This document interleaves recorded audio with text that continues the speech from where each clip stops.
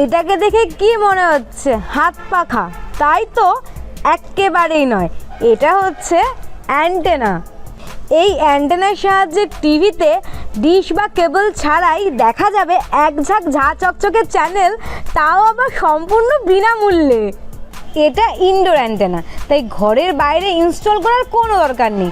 জানলার পাশে যেখানে ভালো সিগন্যাল আসবে সেখানে রেখে দিলেই হবে। অত্যন্ত পাতলা এবং হালকা হওয়ার জন্য এই অ্যান্টেনা সহজেই এক জায়গা থেকে আরেক জায়গায় নিয়ে যাওয়া যায়। তাই এই অ্যান্টেনার সাহায্যে গাড়িতেও টিভি দেখার আনন্দ নেওয়া যেতে পারে। শুধু তাই নয়, মোবাইল, ট্যাবলেট বা ল্যাপটপেও টিভি দেখা যাবে। তার জন্য দরকার নেই কোনো ইন্টারনেট কানেকশনের।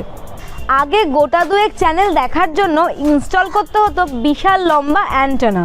অ্যানালগ সিস্টেমের জন্য ছবি এবং শব্দের মান মোটেই ভালো ছিল না। সেসব আজ অতীত।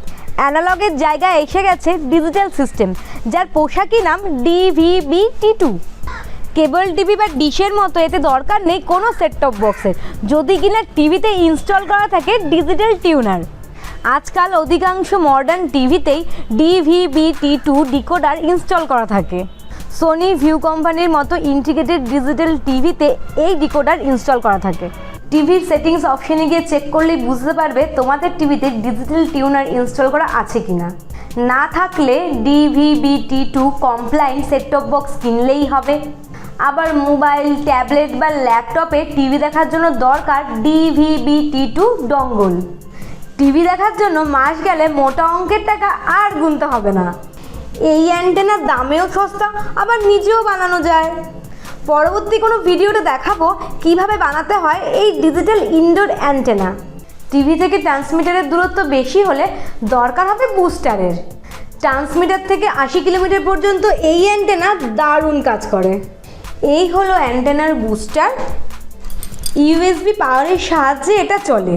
টিভিতে USB পোর্ট না থাকলেও মোবাইল চার্জার দিয়েও এটা চালানো যায়। এবার দেখে নেব কিভাবে এই ইনডোর অ্যান্টেনার সাহায্যে দেখা যাবে ডিজিটাল টিভি।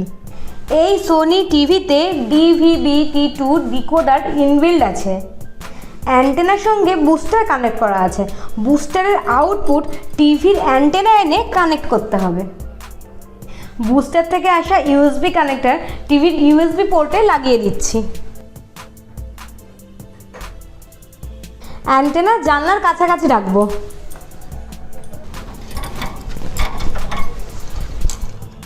টিভি রিমোটের সাহায্যে ইনপুট সোর্স হিসাবে টিভি সিলেক্ট করলাম।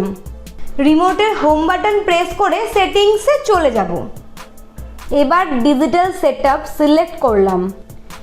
ডিজিটাল অটো টিউনিং করব। ইয়েস বাটন প্রেস করলাম। টিউনিং শুরু হয়ে গেছে। টিউনিং কমপ্লিট হতে কিছুটা সময় লাগবে। হ্যাঁ, টিউনিং কমপ্লিট। के बाद उसे इंतखाबात के लिए देश की पहली और इस वक्त देश officers who went to field posting were সব চ্যানেল এসে গেছে, কি দারুণ তাই তো। ইউরোপের বিভিন্ন দেশের টিভি দেখার জন্য এই ডিজিটাল টেরিস্ট্রিয়াল টেলিভিশন প্রযুক্তি ব্যবহার করা হয়। আমাদের দেশেও বেশ কিছু শহরে এর পরীক্ষামূলক ব্যবহার অনেকদিন ধরেই শুরু হয়েছে। কলকাতাতে এই মুহূর্তে 11টা চ্যানেল আসছে, যার মধ্যে ডিডি বাংলা সহ 3টে FM চ্যানেলও রয়েছে। অদূর ভবিষ্যতে আরও অনেক চ্যানেল আসবে, আর সবই দেখা যাবে একদম বিনামূল্যে। এই DVB-T2 প্রযুক্তি বিনোদনের সংজ্ঞাকে আমূল বদলে দিতে পারে। ভিডিওটা ভালো লাগলে লাইক করো, শেয়ার করো, কমেন্ট করো, আর আমার চ্যানেলটা অবশ্যই সাবস্ক্রাইব করো। তাহলে আজকের মতো আসি, টাটা।